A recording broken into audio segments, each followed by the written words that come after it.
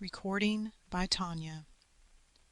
3 and 1 are one by Ambrose Bierce. In the year 1861, Bar Lassiter, a young man of 22, lived with his parents and an elder sister near Carthage, Tennessee. The family were in somewhat humble circumstances, subsisting by cultivation of a small and not very fertile plantation.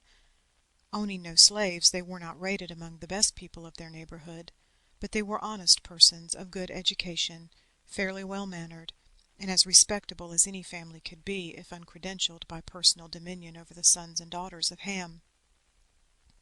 The elder Lassiter had that severity of manner that so frequently affirms an uncompromising devotion to duty and conceals a warm and affectionate disposition.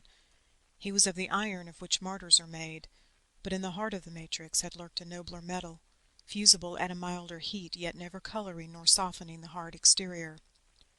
By both heredity and environment, something of the man's inflexible character had touched the other members of the family. The Lassiter home, though not devoid of domestic affection, was a veritable citadel of duty, and duty, duty, is as cruel as death. When the war came on, it found in the family, as in so many others in that state, a divided sentiment. The young man was loyal to the Union, the others savagely hostile. This unhappy division begot an insupportable domestic bitterness, and when the offending son and brother left home with the avowed purpose of joining the Federal army, not a hand was laid in his, not a word of farewell was spoken, not a good wish followed him out into the world, whither he went to meet with such spirit as he might, whatever fate awaited him. Making his way to Nashville, already occupied by the army of General Buell, he enlisted in the first organization that he found, a Kentucky regiment of cavalry, and in due time passed through all the stages of military evolution, from raw recruit to experienced trooper. A right good trooper he was, too, although in his oral narrative from which this tale is made there was no mention of that. The fact was learned from his surviving comrades, for Bar Lassiter has answered here to the sergeant whose name is Death. 2 years after he had joined it, his regiment passed through the region whence he had come. The country thereabout had suffered severely from the ravages of war, having been occupied alternately and simultaneously by the belligerent forces, and a sanguinary struggle had occurred in the immediate vicinity of the Lassiter homestead, but of this the young trooper was not aware. Finding himself in camp near his home, he felt a natural longing to see his parents and sister, hoping that in them, as in him, the unnatural animosities of the period had been softened by time and separation. Obtaining a leave of absence, he set foot in the late summer afternoon, and soon after the rising of the full moon was walking up the gravel path leading to the dwelling in which he had been born. Soldiers in war age rapidly, and in youth 2 years are a long time. Bar Lassiter felt himself an old man and had almost expected to find the place a ruin and a desolation. Nothing, apparently, was changed. At the sight of each dear and familiar object he was profoundly affected. His heart beat audibly, his emotion nearly suffocated him, an ache was in his throat. Unconsciously he quickened his pace until he almost ran, his long shadow making grotesque efforts to keep its place beside him. The house was unlighted, the door open. As he approached and paused to recover control of himself, his father came out and stood bareheaded in the moonlight.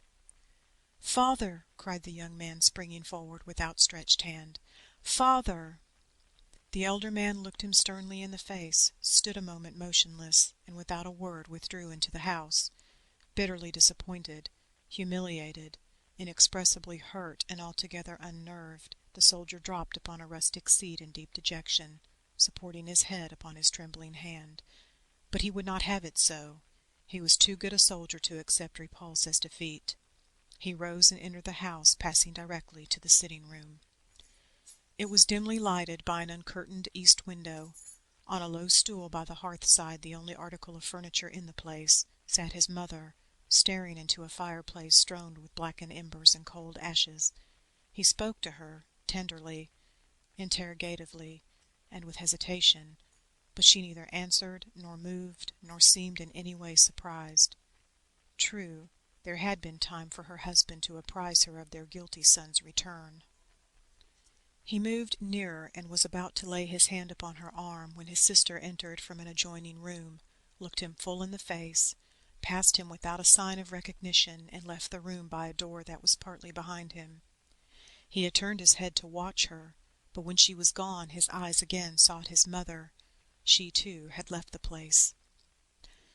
Bar Lassiter strode to the door by which he had entered. The moonlight on the lawn was tremulous as if the sward were a rippling sea. The trees in their black shadows shook as in a breeze. Blended with its borders, the gravel walk seemed unsteady and insecure to step on. This young soldier knew the optical illusions produced by tears. He felt them on his cheek and saw them sparkle on the breast of his trooper's jacket. He left the house and made his way back to camp. The next day, with no very definite intention, with no dominant feeling that he could rightly have named, he again sought the spot. Within a half-mile of it he met Bushrod Ambrose, a former playfellow and a schoolmate, who greeted him warmly. "I'm going to visit my home," said the soldier. The other looked at him rather sharply, but said nothing. "I know," continued Lassiter, "that my folks have not changed, but—" "There have been changes," Ambrose interrupted. "Everything changes. I'll go with you, if you don't mind. We can talk as we go." But Ambrose did not talk. Instead of a house they found only fire-blackened foundations of stone enclosing an area of compact ashes pitted by rains. Lassiter's astonishment was extreme. "I could not find the right way to tell you," said Ambrose. "In the fight a year ago your house was burned by a Federal shell." "And my family? Where are they?" "In heaven, I hope. All were killed by the shell."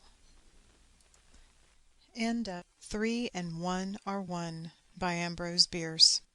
Recording by Tanya, March 25th, 2011.